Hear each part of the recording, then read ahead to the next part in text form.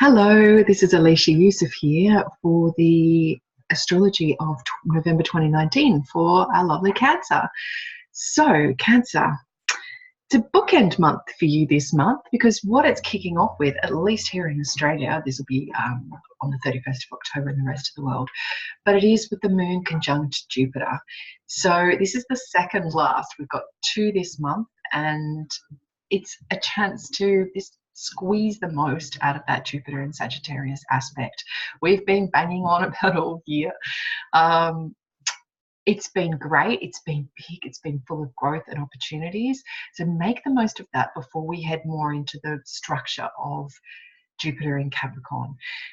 For Cancer rising, Jupiter in Capricorn is actually going to be an awesome thing because it's moving into your 7th house, one of your angular houses. But yeah, look out, I will be publishing an article on that later this month. So keep an eye out for that. And if you aren't subscribed to my website, then head over there and do that to be able to receive articles straight to your inbox. But point of this being that it's a last chance for you to really be focused on any of those good juicy things you're doing around health, wellness, routines, daily life, and also your work colleagues too. So if you've been getting pats at the back or lots of support from colleagues this year, it's a chance to just eke that last bit out of it.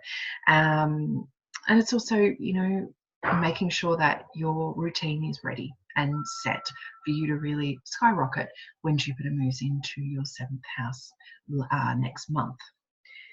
So on that same day, we've got Venus moving into this exact same area of your chart. So yeah, it's a really juicy month for you around all of this stuff. Venus is going to bring some healing balm, some connection, some unification around your little routines, your little rituals, all those things. So if you've been wanting to put in place some good supportive rituals and have kind of done it a bit or haven't quite gotten to where you wanted to, this is the kind of the injector boost that you need to get it to the place you really hoped and dreamed it would be by the end of this year. And coming into party season, it's often really good because this is the month that Sagittarius season starts, which we all call the silly season. But yeah, it's a chance to really get some good solid routines in place so that when you meet that, you've got a foundation underneath you. You're not going to go too far off the rails with it all. And later in the month, you know, there is a lovely conjunction between these two planets. It's a real power day pretty much for everybody. That's on the 24th of November. So if you have any specific things you want to launch around health and wellness or start up around nurturing and nourishing yourself in that space, then that's definitely a power-packed day to do that. So coming back to the rest of the month, on the 8th and 9th of November, 8th in the USA and Europe, 9th here in Australia and New Zealand, there is a last sextile between Saturn and Neptune. And we talked about this earlier in the year. I keep thinking about that Mary Poppins song. You know, can you imagine that?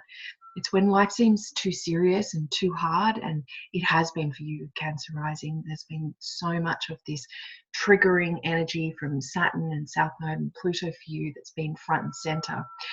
It's like, okay, let's get into having some fun. Let's imagine, use our imaginations and just escape a little or have a little fun of just this dreamy going with the flow. If things have seemed like it's been a bit of a groundhog day, then take a day off to really just flow with things. But the interesting thing is, this is a few days later on the 11th, the moon's then going to come and conjunct Uranus in Taurus, and it does this every month, but this is sandwiched right before a full moon. There is a big full moon in Taurus this month for you. So if in particular you felt that the Uranus in Taurus has been shifting a lot your friendships or your connections into the community, you wanting to do bigger things, greater things for the world, then you may get this sudden urge to go out and do something that the full moon highlights and makes this even bigger. So there is a sense between personal passion and and feeding into the collective. It's like, well, what do I want to do for me? What are my creative projects, which is the sun in Scorpio for you? But the moon in Taurus is like, well, no, we've got to do things on a big scale. We have to keep our mind to the higher, how it's going to help all, how it's going to help humanity or the planet. So there's that sense for you of perhaps having some kind of big picture dreams, big creative dreams that you can anchor with this full moon. It is going to be a tricky full moon, I'm not going to lie, because it's connected into that Saturn, it's connected into Neptune, and it's connected into Uranus in a way. So there may be a feeling of being pulled many different directions, and just, it is a full moon in Taurus though, so it's just saying, okay, can we go with the flow in this? Can we just plug back into my body, into some simple life, just not trying to do too many things at once? It's like almost shutting yourself off from the buffet of crazy that the year has been, and just trying some new things which are unplugging. It's like disconnect to reconnect kind of stuff. As the moon then moves past this, it's kind of, things will get a bit more simple. There won't be as much heavy stuff until, yeah, the next power thing really is when the sun moving into Sagittarius as well, and again joining into that silly season really starting with the sun in Sag, and particularly because this is in your 6th house, again there's even more focus on this health and wellness. This is followed very quickly by the new moon in Sagittarius that is happening on the 28th. And this, as the moon comes into Sagittarius, what it's going to do as well is conjunct Jupiter for the last time. This is the last transit we are going to get from Jupiter in Sag. And it's like the moon is going to help Jupiter be ushered across into Capricorn, because straight after that new moon and straight after it conjuncts Jupiter, moon will move into Capricorn and Jupiter will not long after.